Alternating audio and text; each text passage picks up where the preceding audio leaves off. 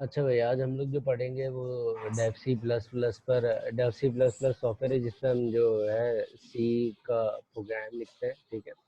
सी programming language Dev C plus plus पे भी लिखी जाती है और भी सॉफ्टवेयर हैं जिन पे लिखी जाती है। अच्छा, हम लोग ये वाला एडिटर इस्तेमाल करेंगे, कंपाइलर इस्तेमाल करेंगे उसको, उसके कोड को कंपाइल करने के लिए। अच्छा, अगर आपने कोई भी न्यू फाइल क्रिएट करनी है तो न्यू फाइल क्रिएट करने का क्या तरीकेकार है, अपने फाइल में जाना है, न्यू में जाना है और यहाँ से सोर्स फाइल में जाना है। जैसे कि बाकी सॉफ्टवेयर और कंपाइलर में कंट्रोल एन करके फाइल क्रिएट कर लेते हो, तो शॉर्टकट की से भी कंट्रोल एन करके कर सकते हो। तो यहाँ पर ये न्यू फाइल क्रिएट हो जाएगी, ठीक है। मैं इसको क्लोज कर रहा हूँ, मैंने ऑलरेडी क्रिएट कर ली है। जब आप इसको कहीं सेव कर लोगे अपने पास, तो इसका जो फॉर्मेट होता है .cpp होता है, ठीक है। तो इसको जहाँ आप सेव करना चाहो वहाँ सेव कर लो। अच्छा, इसका आज जो हम पढ़ने जा रहे हैं वो कुछ डेटा टाइप्स हैं सी से रिलेटेड, ठीक है।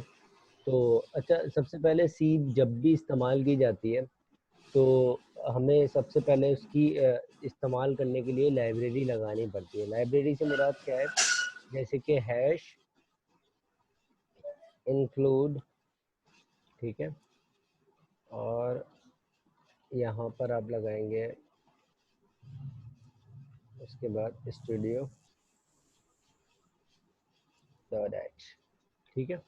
लाइब्रेरी क्या करती है, लाइब्रेरी ये करती है कि इसकी जितनी भी डेटा टाइप्स हैं या जितने भी इसके अंदर एक टैग है जो इसकी मेन बॉडी है, ठीक है, वो उसके जो टैग्स हैं वो तमाम चीज़ें, तमाम सिंटैक्स कहाँ से रीड होकर आएगा, इस लाइब्रेरी से रीड होकर आएगा। समझ लो इस लाइब्रेरी के अंदर सब कुछ डिफाइंड होता है कि कैसे कौन सी चीज़ को वर्क करना है, ठीक है। तो बेसिक सिंटैक्स के लिए ये वाली लाइब्रेरी इंक्लूड होना लाजमी है, इंक्लूड स्टूडियो डॉट एच। अगर आपने और अगर आपने और कोई ऐसा सिंटैक्स इस्तेमाल करना है जिसके लिए और लाइब्रेरीज इसका इस्तेमाल करना पड़ेगा, तो वो लाइब्रेरीज भी मैं बताऊंगा कि वो कौन सी लाइब्रेरीज होंगी, ठीक है। अभी फ़िलहाल सिंपल तरीका ये है, ठीक है। अच्छा, जब भी हम अगर प्रोग्रामिंग लैंग्वेज सी की बात करते हैं तो हमें अभी सिर्फ इतना समझो कि जो मैं ये लिख रहा हूँ मेन, ये एक बॉडी है। अभी सिर्फ इसको इतना अंडरस्टैंड करो, ठीक है। जैसे कि HTML की बॉडी होती है, उसके अंदर हम अपना काम कर रहे होते हैं, इसी तरीके से ये समझ लो कि सी प्रोग्रामिंग लैंग्वेज लिखने के लिए आपको ये बॉडी स्टार्ट करने पड़ेगी, दैट इज मेन, ठीक है, जिसके अंदर हम अपना तमाम कोड लिखते हैं, ठीक है। मेन को मैं सर, डिफाइंड डिटेल में करूंगा। जी बोले। सी प्लस प्लस का मेन पर्पस क्या है? सी प्रोग्रामिंग लैंग्वेज इंट्रोडक्शन की मैंने जो वीडियो बनाई थी ना, वो देख लेना, पूरी समझ में आ जाएगी। मैंने आपने बना ली?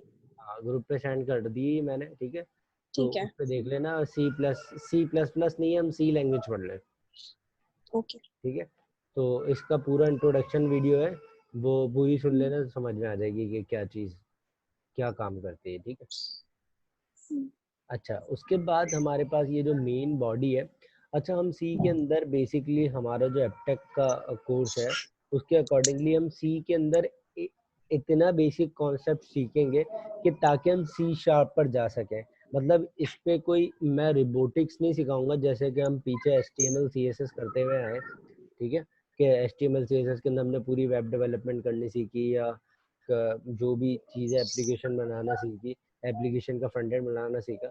बट सी के अंदर मैं इतना बताऊंगा कि आप लोग एटलीस्ट इतनी सिंटैक्स प्रैक्टिस हो जाए कि कोई भी अगर सी पे प्रोग्रामिंग लैंग्वेज करनी पड़े तो आपको कोई मुश्किल ना आए, ठीक है। अच्छा, तो हम यहाँ पर क्या कर रहे हैं, हमारे पास जो बॉडी है उसके अंदर हम लोग, मतलब मेन है, मेन के अंदर हम क्या करते हैं, मेन के अंदर हम डिफाइन करते हैं अपनी डाटा टाइप्स को, मतलब अपना सिंटैक्स लिखते हैं। समझ लो मेन एक बॉडी है जिसके अंदर अभी फ़िलहाल इतना समझो कि मेन एक बॉडी है, ठीक है। उसके अंदर हम अपनी डाटा टाइप्स के डिफाइन करते हैं। डाटा टाइप्स कौन कौन सी अभी होती है, कुछ बेसिक्स डाटा टाइप्स बता रहा हूँ मैं, ठीक है। इंटीजर, इंटीजर मतलब अगर कभी भी कोई भी नंबर स्टोर करना हो तो हम क्या करेंगे, ए के जैसे ए हो गया, ठीक है। ए एक वेरिएबल आपने ले लिया, आपकी मर्जी, ए लो, बी लो, सी लो, कोई भी वेरिएबल किसी भी नाम से आप ले सकते हो, बस आपने शुरू में उसकी डाटा टाइप लाजमी बतानी है, ठीक है। तो जैसे कि मैंने इसमें एस ले लिया, ठीक है, एस एक वेरिएबल ले लिया। उसके बाद उसके अंदर स्टोर करा दिया 10, ठीक है। 10 स्टोर कराने के बाद यहाँ पर मैंने क्या करा, सेमी कॉलन से आपने इसको क्लोज कर देना। मतलब एक डाटा टाइप बताने का क्या तरीकेकार है ये है। अगर आप इसी के अंदर मल्टीपल इंटीजर बताना चाहते हैं तो यहाँ पर कॉमा डाल के कंटिन्यू कर सकते हैं वेरिएबल्स को, ठीक है। बट अभी मैं एक ही बता रहा हूँ तो यहाँ पर एक ही वेरिएबल डिक्लेरेशन कर दी। इंटीजर डाटा टाइप किस लिए इस्तेमाल की जाएगी, सिर्फ नंबर्स के लिए, ठीक है। अच्छा, सी लैंग्वेज के अंदर हमारे पास स्ट्रिंग की डाटा टाइप नहीं होती, ठीक है। स्ट्रिंग डाटा टाइप नहीं होती मतलब कि एक सेंटेंस नहीं लिख सकते आप किसी भी डाटा टाइप के अंदर, पूरा कंप्लीट सेंटेंस स्टोर नहीं करा सकते। एक करेक्टर तो स्टोर करा सकते हो, उसके लिए हम डाटा टाइप इस्तेमाल कर सकते हैं करेक्टर, CHAR। लेकिन अगर आप स्ट्रिंग स्टोर कराना चाहते हो तो स्ट्रिंग स्टोर करवाने का अलग तरीकेकार है, मतलब वो तरीकेकार हमें बनाना पड़ता है। स्ट्रिंग की कोई डाटा टाइप सी लैंग्वेज में नहीं होती, ठीक है।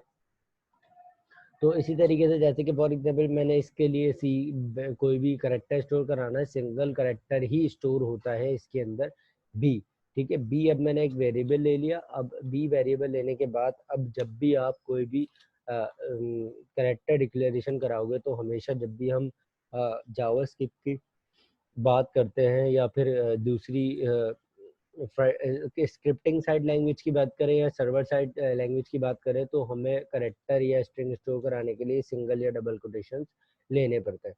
तो यहाँ पर आपने जैसे कोई भी करेक्टर, एक ही करेक्टर स्टोर करा सकते हो करेक्टर के अंदर, बी के अंदर ए स्टोर करा दिया, ठीक है। अब इसको स्ट्रिंग कैसे बनाएंगे वो मैं बताऊंगा, ये पूरा एक प्रॉपर लेक्चर है, ठीक है इस पर। अब इसके अंदर एक और डाटा टाइप होती है दैट इज फ्लोट। फ्लोट मतलब कि आप चाहते हो नंबर्स के अंदर वैल्यूज को स्टोर कराना। जैसे कि फॉर एग्जांपल अब डाटा टाइप का नाम मैं रख देता हूँ वो वेरिएबल आर, ठीक है। आपकी मर्जी, आप कुछ भी रख लो, ठीक है। और यहाँ पर आपने कुछ भी नंबर स्टोर करा दिया बट वो नंबर पॉइंट के अंदर मौजूद है, ठीक है। तो पॉइंट नंबर की वैल्यू को स्टोर करवाने के लिए हम फ्लोट की डाटा टाइप का इस्तेमाल करेंगे। ये याद रखना, जब भी जैसे कि हम नॉर्मल जावास्क्रिप्ट या जेक्यूरी स्क्रिप्टिंग साइड लैंग्वेज इस्तेमाल करते हैं तो हम लोगों को यहाँ पर वेरिएबल नहीं बताने वेरिएबल को डिक्लेयर नहीं करना पड़ता कि वो कौन सी डाटा टाइप है। तो सी के अंदर डिक्लेयर करना पड़ेगा कि वो कौन सी डाटा टाइप है, वरना वो वर्क नहीं करेगा, ठीक, ठीक है। अब फ्लोट इसी तरीके से एक डाटा टाइप होती है डबल, ठीक है।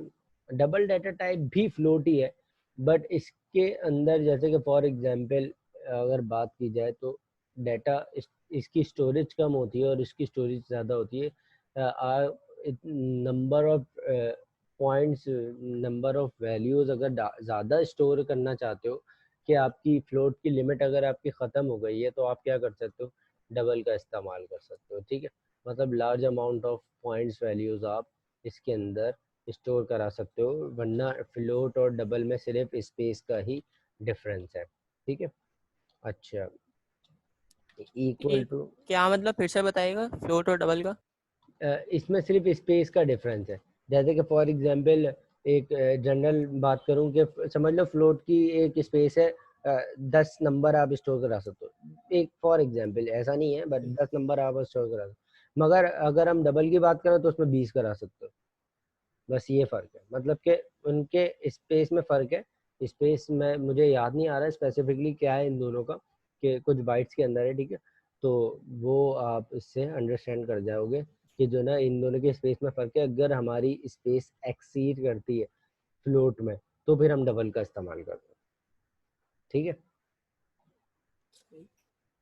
अच्छा, अब इसके अंदर अभी भी अगर हमें कोई चीज़ प्रिंट करवानी होती है तो प्रिंट करवाने के लिए हमारे पास कुछ चीज़ें याद रखनी पड़ती हैं। जैसे कि फॉर एग्जांपल अगर आप कोई चीज़ प्रिंट करवाना चाहते हो और जैसे कि आपने प्रिंट करवाया यहाँ पर, तो प्रिंट करवाने के लिए कोई भी चीज़, मतलब कि कोई भी चीज़ अपने जो भी कंपाइलर जब इसको रन करेगा क्या चीज़ आपने प्रिंट करवानी, तो प्रिंट एफ की इसमें कमांड इस्तेमाल की जाती है।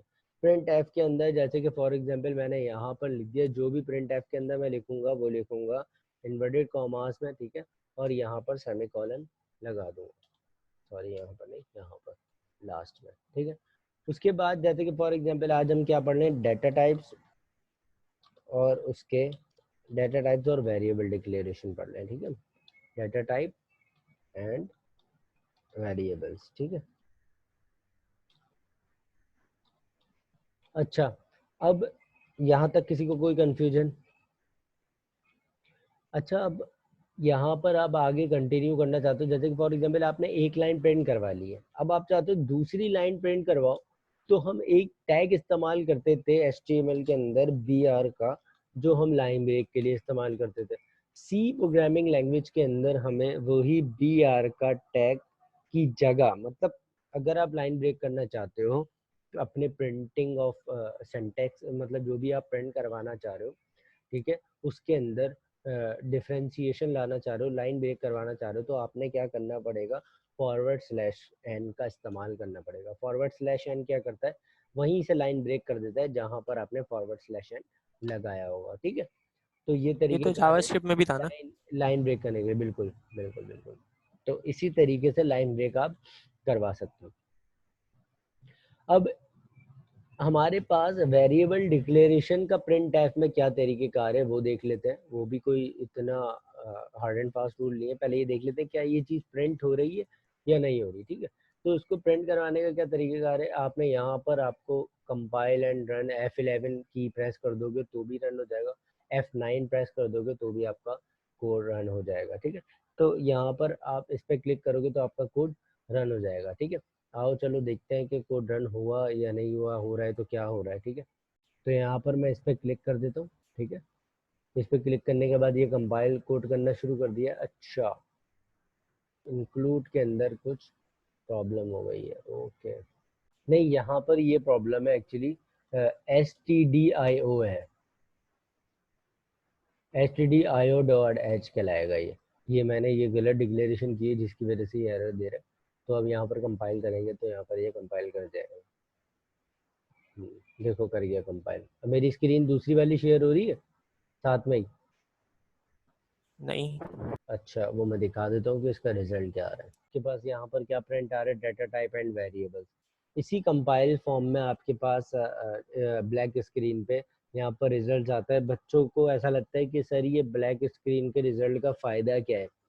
बेसिकली जब सी लैंग्वेज को एक सिस्टम प्रोग्रामिंग से रिलेटेड इंक्लूड करते हो या कोई भी विंडोज़ एप्लीकेशन डेवलपमेंट से रिलेटेड इस्तेमाल करते हो, तो फिर इसको मीनिंगफुल बनाया जाता है। यहाँ पर सिर्फ हम इतना सीखते हैं कि कोड को कैसे कंपाइल करके रन किया जाए, ताकि हम उस चीज़ को अंडरस्टैंड कर सकें कि क्या हमारा कोड रन हो रहा है। जब हम विंडोज़ एप्लीकेशन के पर जाते हैं तो के साथ फिर हमारे पास और सॉफ्टवेयर आ जाते हैं, फिर हमें एक्जी फाइल्स क्रिएट करना पड़ती है, मतलब और ज़्यादा प्रोसीजर्स आ जाते हैं जिसके थ्रू हम क्या कर रहे थे, प्रोग्रामिंग को एडवांस लेवल पे लेकर जा रहे हैं। ये जो हम सीखते होते हैं ये बिगिनर लेवल होता है, ठीक है, ताकि हम सिंटैक्स एटलीस्ट लिख सकें सी का होता क्या है।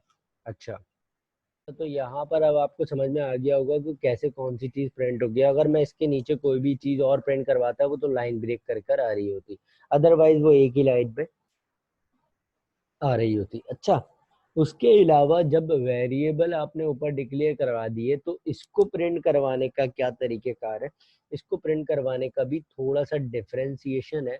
डिफरेंशिएशन क्या है, भी सिर्फ दो चीज़ों को समझते हैं, इंटीजर और करेक्टर को हम कैसे प्रिंट करवा सकते हैं। सिर्फ इन दो बेसिक चीज़ों को समझते हैं, फिर आगे जब हम आगे फ्लोट वगैरह का इस्तेमाल करेंगे तो फिर उसको भी समझ लेंगे, ठीक है। तो अब हमें क्या करना पड़ेगा, जैसे कि फॉर एग्जांपल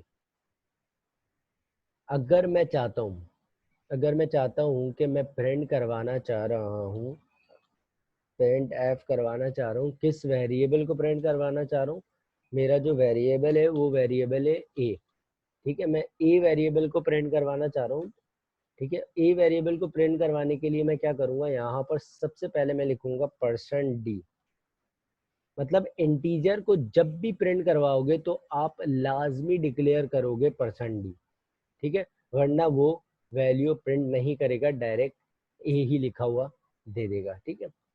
और ये एक और चीज़ हमेशा याद रखनी है कि परसेंट डी डिक्लेयर कराने के बाद यहाँ पर कॉमा के बाद आपने विदाउट इन्वर्टेड कॉमा वेरिएबल को डिक्लेयर करना है, किसी इन्वर्टेड कॉमा में वेरिएबल को नहीं लेना, तो ये वेरिएबल प्रिंट हो जाएगा। मतलब कि अगर आप ए वेरिएबल प्रिंट करवाना चाहते हो, अगर इसकी डाटा टाइप इंटीजर है तो आपने क्या इस्तेमाल करना पड़ेगा, परसेंट डी इस्तेमाल करना पड़ेगा स्टार्ट में, तो ये प्रिंट कर जाएगा। ठीक है, अब इसी तरीके से आप चाहते हो कि मैं कोई करेक्टर प्रिंट करवाना है, तो आप पहले तो परसेंट डी क्या करेगा, इस वेरिएबल की जो भी वैल्यू है वो यहाँ पर परसेंट डी में यहाँ पर प्रिंट करवा देगा। तो अब यहाँ पर आपने क्या इस्तेमाल करना है, स्लैश एन, मतलब जो भी चीज़ जब प्रिंट हो तो वो लाइन ब्रेक करे और नया वेरिएबल प्रिंट करवा दे। अब नया वेरिएबल आप जो भी प्रिंट करवाना चाह रहे हो, प्रिंट एफ, ठीक है। उसके बाद आपने यहाँ पर वो राउंड ब्रैकेट्स लगाने के बाद डबल कोटेशंस लगानी है, डबल कोटेशंस के बाद वही आपने लास्ट में सेमीकोलन लगाना है। अब अगर आप एक करेक्टर प्रिंट करवाना है तो करेक्टर प्रिंट करवाने का भी बहुत ही आसान तरीक़ेकार है, सिर्फ आपने क्या लगा देना है यहाँ पर परसेंट सी, ठीक है, और स्लैश एन, ताकि नेक्स्ट लाइन में जो भी वेरिएबल प्रिंट करवाऊँ मैं वो हमारे पास प्रिंट हो जाए। ठीक है, तो फिर आपने यहाँ पर क्या करना है, यहाँ पर इस तरीके से डिक्लेरेशन करनी है परसेंट सी के थ्रू। ठीक है, यहाँ कॉमा डाल के हमारे पास वेरिएबल क्या है इसका, सॉरी यहाँ पर मैंने वेरिएबल गलत लिख दिया, इंटीजर का वेरिएबल है एस। ठीक है, इंटीजर का वेरिएबल है एस और यहाँ पर इसका वेरिएबल है हमारे पास बी। ठीक है, तो ए, अगर ए इस्तेमाल कर करके हमारे दिमाग में बैठ गया ये ना, इस वजह से मैंने डिक्लेयर कर दिया। अच्छा, इसी तरीके से अब अगर आप कंटिन्यू करके कोई चीज़ प्रिंट करवाना चाहते हो, जैसे कि फॉर एग्जांपल हमारे पास एक और हमने डाटा टाइप डिक्लेयर की थी, दैट इज फ्लोट। ठीक है, फ्लोट का जो भी वेरिएबल है, फ्लोट वेरिएबल आर, ठीक है, इक्वल टू, अब यहाँ पर 25.55, ठीक है, या फिर 75, जो भी आपने पॉइंट की वैल्यू अभी फॉर अज्यूम्शंस लेते हुए आपने यहाँ पर स्टोर करवाई। स्टोर करवाने के बाद आपने जब भी कोई भी फ्लोट वैल्यू प्रिंट करवानी है तो आपने क्या इस्तेमाल करना है, %.2f, ये प्रिंट करवाने का तरीक़ेकार है उसको, फ्लोट को। ठीक है, तो आपने यहाँ पर क्या करना है, यहाँ पर करना है इन्वर्टेड कॉमास %.2f। ठीक है, तो ये हमेशा याद रखना है। और उसके बाद यहाँ पर वही फॉरवर्ड स्लैश एन, ठीक है, और फॉरवर्ड स्लैश एन है, मैंने यहाँ पर गलत लगाया हुआ है, मैंने यहाँ पर भी गलत लगाया हुआ है और यहाँ भी गलत लगाने जा रहा था। अच्छा, तो यहाँ पर फॉरवर्ड स्लैश एन लगाने के बाद आपने कंटिन्यू रखना है आगे। उसके बाद आप क्या करोगे, यहाँ पर आप आगे वो वेरिएबल डिक्लेयर कर दोगे जो वेरिएबल आपने यहाँ पर बताया है, अभी यहाँ पर डिक्लेयर कर दिया। अब आपके दिमाग में मेरे ख्याल में तो ये सवाल आना चाहिए, सर अगर बात आए करेक्टर और अल्फ़ाबेट्स या करेक्टर और नंबर साथ प्रिंट करवाने की, तो फिर क्या कंडीशन बन सकती है। जैसे कि फॉर एग्जांपल आप प्रिंट करवाना चाह रहे हो, जैसे कि फॉर एग्जांपल आपके पास दो इंटीजर्स है, या करेक्टर आपने प्रिंट करवाना है ऐसे कि ए की वैल्यू ये है। जैसे कि फॉर एग्जांपल आप चाह रहे हो प्रिंट एफ, उसके बाद आपने दो इंटीजर्स डिफाइन किए हुए हैं, आप दो इंटीजर्स को डिक्लेयर करना चाह रहे हो। ठीक है, यहाँ पर दूसरे उसका नाम है जी, ठीक है, और उसका कोई भी नंबर ले लो, ठीक है, 7। तो यहाँ पर उसको डिक्लेयर कराने के लिए आपको क्या करना पड़ेगा, कुछ नहीं, जितनी बार आप इंटीजर वेरिएबल डिक्लेयर करोगे उतनी बार यहाँ पर %d, या जितनी बार आप करेक्टर इस्तेमाल करोगे उतनी बार %c का इस्तेमाल करोगे, तभी आप दो वेरिएबल्स को एक साथ प्रिंट करवाओगे। ये चीज़ हमेशा ध्यान में रखनी है। ठीक है, तो यहाँ पर जी, और इसी तरीके से कॉमा, इसी तरीके से यहाँ पे कॉमा, और यहाँ पर दूसरा जो वेरिएबल है एस, वो आपने प्रिंट करवाना है तो आपकी वैल्यू प्रिंट हो जाएगी। ठीक है, ये तरीक़ेकार है मल्टीपल वैल्यू को वेरिएबल को प्रिंट करवाने का। अच्छा, अब हम लास्ट चीज देख लेते हैं, वो क्या है हमारे पास। एक लास्ट वेरिएबल हमारे पास रह गया है, वो है हमारे पास डबल। ठीक है, डबल डाटा टाइप क्या करेगी, DOUBLE डबल। ठीक है, उसके बाद डबल डाटा टाइप का नाम मैं कुछ भी रख देता हूँ, इसका नाम मैं रख लेता हूँ E इक्वल टू, अब इसके अंदर कोई भी वैल्यू स्टोर करा दी 555555.777। ठीक है, आपकी मर्जी, आप कोई भी नंबर स्टोर करा लो अभी फ़िलहाल एग्जाम्पल के लिए। तो इसको आप जब भी प्रिंट करवाओगे तो प्रिंट करवाने का क्या तरीक़ेकार है, बहुत ही आसान तरीक़ेकार है। आपने सिंपल यहाँ पर प्रिंट एफ में 0.2f की जगह लिख देना है 0.3LF। ठीक है, 3LF। ठीक है, LF। तो ये तरीक़ेकार है हमारे पास कोई भी डबल वैल्यू को प्रिंट करवाने का। तो यहाँ तक किसी को कोई कंफ्यूजन, किसी को भी नहीं? हाँ भाई, नहीं। नहीं। अब इन सब को देखते हैं, क्या ये सब चीज़ें प्रिंट हो रही हैं या नहीं। सर लास्ट वाली दो में मैं कॉमा लगाना भूल गया भाई, लगाना है। और लास्ट वाले का वेरिएबल भी ई है।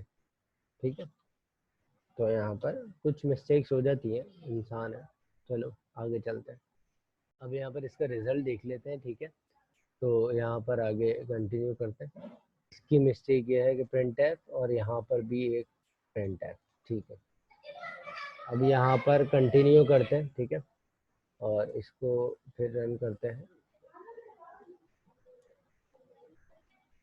तो हमारे पास यहाँ पर 1 मिनट, ये कंपाइल चल गया, दिखाता हूँ आपको स्क्रीन। तो यहाँ पर रिजल्ट नज़र आ रहा होगा, ये रहा डाटा टाइप्स एंड वेरिएबल। पहला वेरिएबल जो डिक्लेयर किया था उसकी जो वैल्यू थी वो यहाँ पर प्रिंट हो रही है। ठीक है, और इसी तरीके से दूसरे की जो है वो करेक्टर था हमारे पास, करेक्टर ए स्टोर कराया तो वो करेक्टर प्रिंट हो रहा है। इसी तरीके से फ्लोट पॉइंट्स प्रिंट हो रहे हैं। और इसी तरीके से जब ज़्यादा डबल के अंदर ज़्यादा पॉइंट्स में आगे वैल्यू चली जाती है, हमारे पास आगे 4 7 थे यहाँ पर ना, तो वो क्या करता है, अप्रॉक्स करके मिनिमम उसको पॉइंट के बाद वैल्यू 3 वैल्यू उसको अप्रॉक्स करके वो लिख देता है। लास्ट इसने दो लास्ट के 7 को अप्रॉक्स करके 8 कर दिया। ठीक है, जब 5 से बड़ा नंबर होता है तो फिर वो क्या करता है, एक नंबर यहाँ पर इंक्रीज कर देते हैं। इसी तरीके से उसने पॉइंट की वैल्यू उसको अप्रॉक्स करके दे दिया। तो किसी को कोई कंफ्यूजन रिजल्ट के अंदर? ठीक है, कोई कंफ्यूजन नहीं है? नहीं। चलो भाई, अच्छा। तो आज की डाटा टाइप्स वगैरह से रिलेटेड तो जो बताना था, ठीक है, वो इतना ही था। ठीक है, और उसके अलावा एक टास्क आप लोगों को देना है मुझे अभी, और उसके बाद फिर मैं आगे वैल्यूज़ गेट करना, रिटर्न करना, रिटर्न क्यों की जाती है, रिटर्न टाइप क्यों इस्तेमाल की जाती है, स्कैन एफ क्यों इस्तेमाल किया जाता है, ये सब बताऊंगा अभी। ठीक है, कुछ पहले देख लो डाटा टाइप्स को इस्तेमाल करके। ठीक है, तो टास्क दे देता हूँ आपको। ठीक है, अच्छा अच्छा, लिख लो भाई। टास्क सिंपल ये है, टास्क आप लोगों ने जो वीडियो देखेंगे वो भी टास्क कर लें, और जो आप लोग मेरे साथ क्लास में ऑनलाइन है वो भी टास्क कर लें। टास्क ये है, आप लोगों ने सिंपल गूगल करना है। गूगल ये करना है कि, चले मैं आपको बता देता हूँ कि आपने स्कैन एफ का इस्तेमाल किया जाता है। स्कैन ऐप का इस्तेमाल किया जाता है यूज़र से इनपुट देने के लिए। मतलब कि ये जितनी भी वैल्यूज़ हैं आपने यूज़र से इनपुट लेनी है, उसके बाद इन तमाम वैल्यूज़ को प्रिंट करवाना है। इतना सिंपल सा टास्क है। मतलब ने पहले तो आपने इन 4 वैल्यूज़ को स्कैन ऐप करना है। स्कैन ऐप करने का भी बहुत आसान तरीक़ेकार है। सिंपल आपने और एक चीज़ हमेशा याद रखनी है कि जब भी हम कोई चीज़ प्रोग्राम लिखते हैं तो वो अपनी कोई ना कोई वैल्यू रिटर्न में दे रहा होता है। जैसा कि प्रोग्राम में आपको नज़र आ रहा हो, यहाँ पर रिटर्न वैल्यू 0 दे रहा है, तो आप अपने प्रोग्राम में याद रखना, यहाँ पर जो रिटर्न वैल्यू 0 दे रहा है तो रिटर्न लाजमी लास्ट में मेन बॉडी के अंदर कर्ली ब्रैकेट से, क्लोज कर्ली ब्रैकेट से पहले लिख लो। कैसे, वो मैं बता देता हूँ। तो यहाँ पर देखो, रिटर्न यहाँ पर आपने लाजमी रिटर्न लिखना है। रिटर्न 0 मतलब प्रोग्राम कोई ना कोई वैल्यू रिटर्न देगा। अगर आपने वहाँ नहीं भी लिखा तो भी वो रिटर्न दे रहा है, तो आपने लाजमन यहाँ पर रिटर्न वैल्यू दे देनी है, ठीक है। रिटर्न में आपने 0 लिख लेना है और उसके बाद यहाँ पर स्कैन ऐप इस्तेमाल किया जाता है। स्कैन ऐप इस्तेमाल करने का तरीका भी छोटा सा बता देता हूँ। स्कैन ऐप सिर्फ ये मैं ये बताऊंगा इसको पूरा डिटेल में कैसे काम करता है, बट ये टास्क के तौर पे आपने लेना है। अगर आपसे नहीं होगा तो मैं बताऊंगा, बट अभी फिलहाल टास्क ये है कि आपने जैसे कि कोई आप स्कैन ऐप लेना चाह रहे हो, किसका आप चाह रहे हो कि मैं इसका स्कैन एफ लूँ, किसका, इसका मतलब एक ये जो पहला नंबर इंटीजर आपने डिफाइन किया इसका स्कैन एफ लूँ। कैसे लोगे आप, सिंपल यहाँ पर डिफाइन करोगे स्कैन एफ, ठीक है। स्कैन एफ डिफाइन करने के बाद, ठीक है, यहाँ पर इन्वर्टेड कॉमास के अंदर वही % डी इस्तेमाल करोगे, क्योंकि आप क्या स्कैन कराना चाह रहे हो, यूजर से क्या लेना चाह रहे हो, यूजर से लेना चाह रहे हो इंटीजर, ठीक है। उसके बाद यहाँ कॉमा के बाद आपने वेरिएबल जब डिफाइन करोगे ना, तो वेरिएबल डिफाइन करने के अंदर थोड़ा सा डिफरेंस ये है कि वेरिएबल जैसे कि एस है, तो एस से पहले आपने एंड लगा देना है, एंड का साइन आप लगा दोगे। जैसे कि एंड का ऑपरेटर इस्तेमाल किया जाता है ना, वैसे एंड का साइन लगा दोगे तो वो यूजर से वैल्यू स्कैन ले लेगा और फिर उस वैल्यू को प्रिंट करवा देगा, ठीक है। तो इस तरीके से वैल्यू गेट की जाएगी, ठीक है। तो ये तरीक़ेकार है। अब मैं इसका रिजल्ट नहीं दिखाऊंगा, क्योंकि अगर सब चीज़ें दिखा दूंगा तो फिर टास्क नहीं रहेगा, ठीक है। तो यही था आज का टास्क, और बच्चों शुरू हो जाओ, ठीक है। चलो भाई, अल्लाह हाफिज़।